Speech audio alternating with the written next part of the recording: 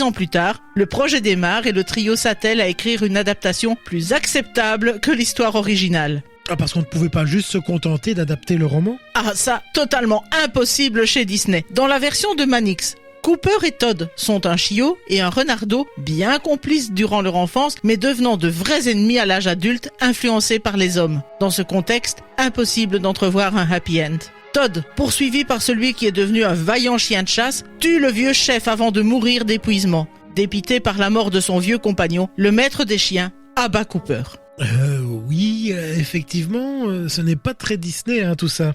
Tu comprends l'adaptation nécessaire. Reiterman et ses 2 collègues décident de garder en vie les 3 animaux. Et Chef s'en sortira avec seulement une patte cassée. Ils ajoutent aussi quelques personnages comme la veuve Tartine, qui recueille le petit renard. Ils abordent aussi d'autres thèmes comme celui du conflit de génération entre Rookie, le chiot, et le vieux chien de chasse, Chef.